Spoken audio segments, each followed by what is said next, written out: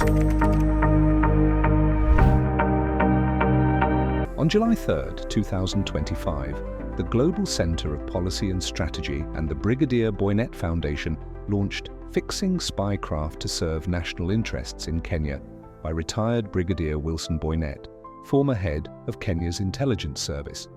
The event celebrated his role in transforming the colonial-era special branch into the professional, civilian-led National Intelligence Service, NIS. The launch was attended by a wide array of figures from public sector, military, business, and diplomatic circles. Key figures included Interior CS Kipchumba Murkomen, NIS DG Nordin Haji, Ministry of Foreign Affairs, PS Korea Singoe, and Lieutenant General Ambassador Philip Idro of Uganda. Wow. Kumeja. Boinett's book recounts his journey and the intelligence reforms he led from 1995 to 2006, transforming the agency into a credible, national interest-focused institution.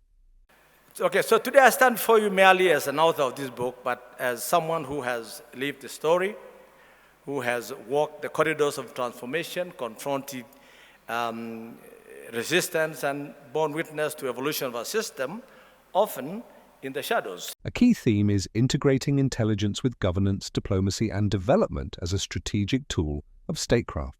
Boinett recruited Nordin Haji, now NIS Director General, reflecting his legacy of mentorship and civilian-led intelligence. Moreover, he championed a culture of mentorship, trust, and empowerment values that continue to guide our journey and remain central to the enduring success of our institution. This evening, as we gather to celebrate the Brigadier's legacy, we are also reminded that the progress we witness today, our enhanced operational agility, our sharpened analytical capabilities, and our growing regional influence is firmly anchored in the foundation built by those who came before us. Speakers reinforced Boinett's call for professional, neutral, and forward-looking intelligence reforms. How would this book be relevant to the training of people as they are sent to the different positions within the organization or within government structure? Yeah, to me, is first of all, change is a must. And you must be able to adapt to change. This book really needs to be a text for all intelligence officers, all in Africa. I'm not just talking about Kenya, but all police and training, all universities. Wilson Boinett told me, came to see me and he said, I'm going to Uganda on this and that and that. What do you think? I said, try your best. He came back and the meeting referred to in this book was arranged and it changed the relationship with Uganda. In other words, we, the diplomats, despite our contacts in the region, were not able to get there, and you did. Brigadier did all those things very well. So, need for change, vision for change, communicating that vision, empowering employees, and then dealing with people who are resistors and reinforcing the change. So that, in my view, is a book which can be used by a professor. He's facing a crisis at Moi. Waziri, you talked about the police. The same thinking can be used, and the book will help you to understand what you need to do with the police. But you must have a vision of, first of all, the need for change, and then what's the vision that you're going to change to. You see, leadership is decided usually in a crisis. The test of leadership is in a crisis. And we need to understand those critical crisis moments and how the decisions were made to guide future generations.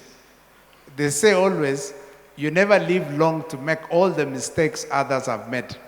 So therefore, you learn from other crisis situations and how then leaders should do it. It was a very great pleasure to take over from Wilson Boinett for an institution that was going through a serious paradigm shift from what we had before to what was the then NSIS, National Security Intelligence Service. And so when Waziri Mokomen was talking about how we were interacting even when on the other side, it was because I understood that politics in Kenya have players on both sides, and it's not that one is an enemy of the other, it's only that they have to provide their narrative to the country the best way they know it, and so I don't have to feel the same way the adversary side is feeling, and so that's how I did my job. C.S. Hon Murkomen stressed the need to educate political leaders on Kenya's national interests and proposed structured training for public officials, especially legislators, to align policy with politics. Let me say that reading your book or scanning through the book makes me think about the importance of a country that understands what is its national interest. There is need in this country to have a conversation about Kenya's national interest. And I believe that national interest goes beyond the immediate political or policy objectives of government for the moment. And when we are able to isolate what is critical as a national interest for our nation, it will not matter whether you serve in the judiciary, whether you serve in the executive, whether you serve in the legislature. In fact, the principle of separation of powers will not matter if we all as a nation converge at the point of national interest. Director General Nordin Haji emphasized keeping intelligence apolitical and highlighted NIS modernization efforts, including specialized training to tackle cybercrime, terrorism, and transnational threats, echoing the book's call for evolving intelligence capabilities and mindset. Today, the threat landscape has expanded in unprecedented ways, from the malicious application of unmanned aerial systems to artificial intelligence, to the emergence of sophisticated digital propaganda designed to erode trust and sow division. And yet, with each new development, the service has not only adapted, but recalibrated its strategies, reaffirming its relevance and resilience locally and in an ever-evolving global security environment. Through inspiration from our predecessors on the importance of preparing for the future, the National Intelligence Service is undergoing a quiet but determined transformation, pushing for the modernization of our skills, tools, and infrastructure to match the pace of an ever-increasingly dynamic society. Boinett stressed that beyond structural reform, cultivating paradigm pioneers, public servants with integrity, strategic vision, and commitment is key to driving lasting institutional change and resilience. I wanted this journey documented on a reference point to serve as a guide for leaders in the organization, grappling with the question, how and where do we begin to change this that I have, the institution that I'm leading. I hope this will be relevant to advisors and leaders across Kenya and the broader African continent who seek to embark on urgent tasks of driving meaningful change within legacy systems.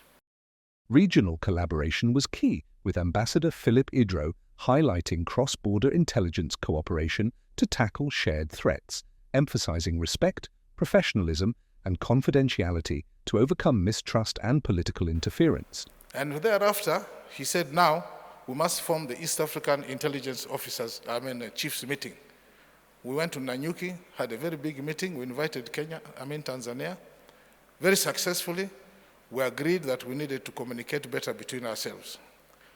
And that was the beginning. The chiefs met, technical officers met, joint trainings took place, and many other issues.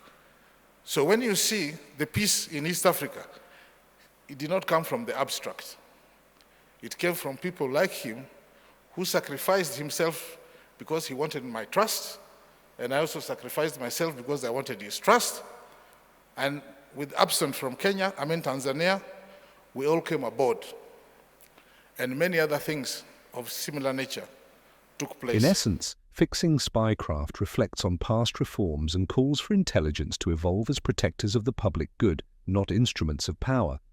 Boinett's vision, upheld by civilian leadership under Nordin Haji, affirms that a secure, stable and democratic Kenya relies on a modern, transparent intelligence system aligned with national values. By casting light on the secret intelligence, this book seeks to stimulate a deeper national conversation on the role of intelligence in shaping public policy, enhancing the quality of decision-making, and improving the effectiveness of inputs that guide our national policy direction. And that, ladies and gentlemen, is the reason why I wrote this book, Asanteni's son.